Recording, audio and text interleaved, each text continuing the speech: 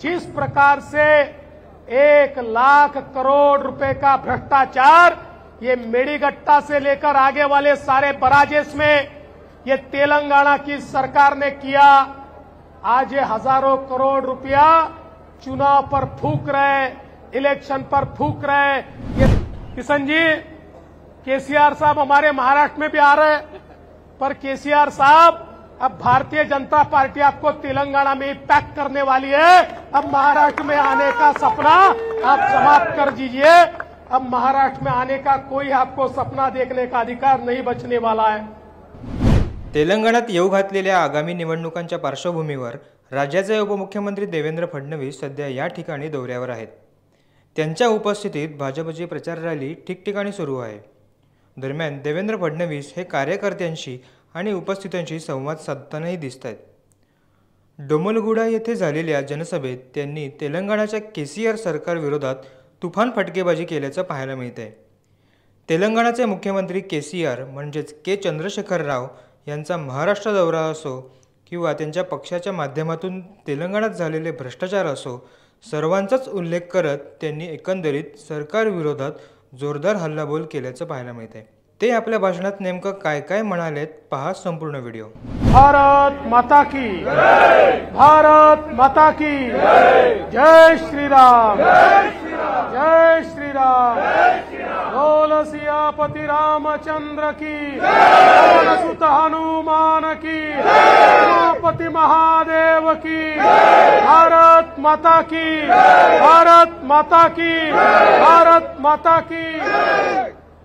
आज हमारे बीच उपस्थित हमारे केंद्रीय मंत्री और तेलंगाना प्रदेश के अध्यक्ष श्री जी किशन रेड्डी जी, हमारे राज्यसभा के सांसद और ओबीसी मोर्चा के अध्यक्ष डॉक्टर के लक्ष्मण जी, हमारे कैंडिडेट श्री पूसा राजू जी, कुमारी स्वप्नाश्री, पवनी विनय कुमार, रवि चारी, सुप्रिया नवीन गौड़, मंच पर उपस्थित सभी महानुभाव और यहां पर उपस्थित सभी बहनों और भाइयों,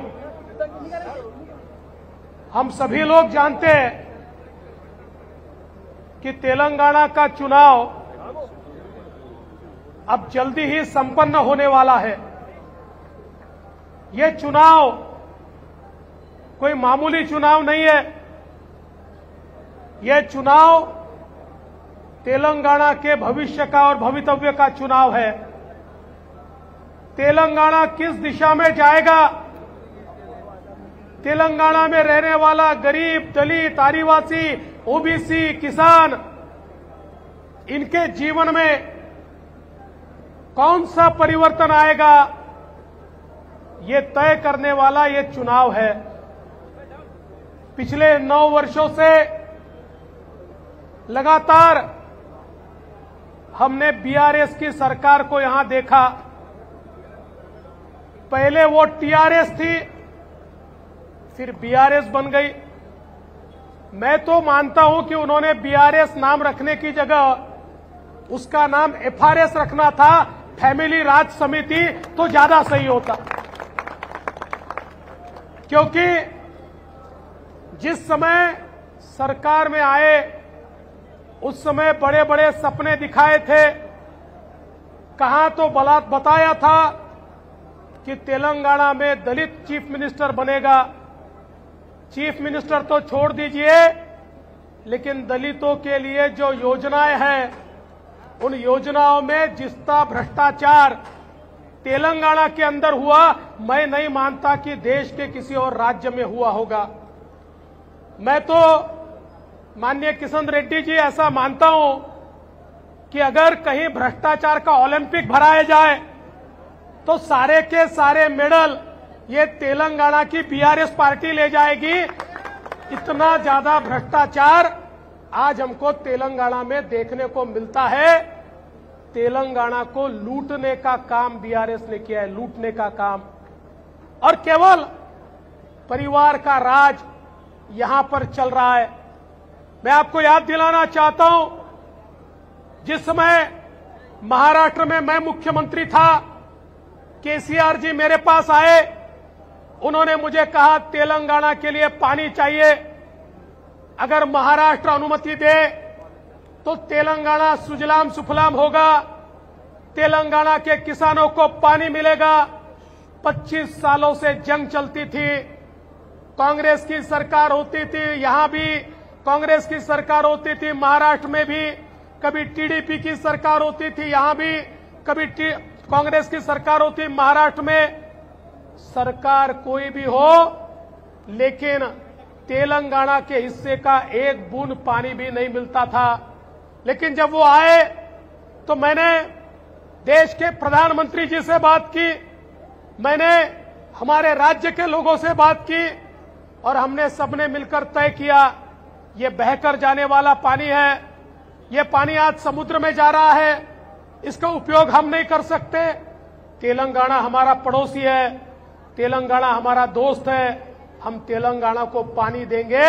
और 25 साल के संघर्ष के बाद बिना किसी संघर्ष के मैंने केसीआर साहब को पानी दिया और आज तेलंगाना में जो पानी दिखाई देता है वो जो मैंने उस समय दिया वो पानी है। लेकिन मैं तब ये नहीं जानता था कि ये पानी खेती के लिए नहीं, ये भ्रष्टाचार की खेती के लिए पानी लिया जा रहा है। क्योंकि जिस प्रकार से 1 लाख करोड़ रुपए का भ्रष्टाचार ये मेड़ीगट्टा से लेकर आगे वाले सारे बराजेस में ये तेलंगाना की सरकार ने किया, आज ये हजारों करोड़ रुपया चुनाव पर फूंक रहे, इलेक्शन पर फूंक रहे। ये सारा पैसा आया कहां से? ये पैसा वहीं से आया जो गरीब तेलंगाना के किसानों के नाम से, जो पानी देने के नाम से, बराजेस बनाने के नाम से वहां पर काम हुआ। अब तो परिस्थिति ऐसी है, 5 सालों में वो सारे बराजेस को क्रैक आ गई, क्रैक। अब डर ये है कि ये सारा पानी एक दिन तोड़कर बहकर ऐसी बाढ़ लाएगा कि लोग बचेंगे कि नहीं। उधर हम लोग भी डरे हुए हैं कि इन्होंने बनाया हुआ बांध टूट गया तो बैक वाटर हमारे गढ़चिरौली में चला जाएगा क्या, इस प्रकार का डर हमारे मन में भी है। दोस्तों, ये इतने भ्रष्टाचारी लोग हैं, ये हर चीज में भ्रष्टाचार करते हैं और केवल जुमले बताते हैं। मैं आपसे पूछना चाहता हूं, केसीआर जी ने आज तक जितने आपको आश्वासन दिए, क्या एक भी आश्वासन वो पूरा कर पाए? कहां तो बताया था कि मोदी जी तो छोटा घर दे रहे, मैं तो बड़ा घर दूंगा, मैं तो 2 बेडरूम का घर दूंगा। कहां गए 2 बेडरूम के घर? कितने लोगों को मिले 2 बेडरूम के घर? दिखाने के लिए कुछ घर तैयार कर दिए, पत्रकारों को ले जाकर फोटो खिंचवा दिए, पूरे देश के अखबारों में उसकी एक एडवर्टीजमेंट दे दी। मैं तो ऐसा मानता हूं केसीआर बाबू, आपने एडवर्टीजमेंट पे जितना पैसा खर्च किया उतना पैसा भी दलितों को दे देते तो कम से कम दलितों का कोई न कोई उद्धार हो जाता। लेकिन हर जगह केवल अपनी फोटो, दुनिया के देश के सारे पेपर में फ्रंट पेज पर अपनी फोटो। और आजकल तो ये हमारे महाराष्ट्र में भी आ रहे हैं। किशन जी, केसीआर साहब हमारे महाराष्ट्र में भी आ रहे हैं, पर केसीआर साहब अब भारतीय जनता पार्टी आपको तेलंगाना में ही पैक करने वाली है। अब महाराष्ट्र में आने का सपना आप समाप्त कर दीजिए। अब महाराष्ट्र में आने का कोई आपको सपना देखने का अधिकार नहीं बचने वाला है। दोस्तों, मैं आपको इतना ही कहना चाहता हूं, आज कांग्रेस पार्टी भी यहां पर एक प्रकार से अलग प्रचार कर रही है, लेकिन इस बात को हमेशा याद रखना, ये सारे के सारे एक है। चाहे वो केसीआर की पार्टी हो, चाहे कांग्रेस पार्टी हो, चाहे मजलिस हो, चाहे टीडीपी हो, ये सारे के सारे लोग, ये सारे एक है और इनका मकसद केवल एक है, देश के प्रधानमंत्री मोदी जी की गद्दी को छीनना। उसके लिए सारे के सारे लोग अंदर से एक साथ आए हुए हैं, ये मिले हुए हैं। जहां तुमको वोट नहीं मिलता वहां मुझे दे दो, जहां मुझे नहीं मिलता वहां तुम ले लो। इस प्रकार से अंदर से इन्होंने षड्यंत्र तैयार किया है। आज देश में मोदी जी जैसा एक प्रधानमंत्री हमको मिला जिसने देश के अंदर गरीब कल्याण का एजेंडा चलाया। मैं डंके की चोट पर बोलता हूं, अरे नरेंद्र मोदी जी ने जो जो आश्वासन दिए पूरे करके दिखाए। नरेंद्र मोदी उस शेर का नाम है जिसने भारत को आज देश की अलग ऊंचाई पर ले जाकर रखा। जब देश का चंद्रयान चांद के ऊपर उतरता है तो सारे के सारे देश के लोगों का सिर ऊंचा जाता है और दुनिया ये मानती है कि ये पुराना भारत नहीं है जिसको हम डरा सकते हैं, ये नया भारत है। इस भारत से दुनिया को डरना होगा। वैसे भारत किसी को डराता नहीं है, भारत सभी को मदद करने वाला देश है। लेकिन आज दुनिया मोदी जी के नेतृत्व में भारत की जिस साख को मानती है, आज जिस प्रकार से भारत ने दुनिया में अपनी पहचान बनाई है, इसी के कारण ये जो कांग्रेस है, जो बीआरएस है, ये सारी पार्टियों को लगता है अपना दुकान बंद हो जाएगा। अपनी पार्टियां जो अपने परिवार के लिए चल रही है, ये सारी की सारी पार्टियों का दुकान बंद हो गया तो मेरे परिवार का क्या होगा। अरे मोदी जी तो ऐसे व्यक्ति है जिनको अपने परिवार की सोच नहीं है।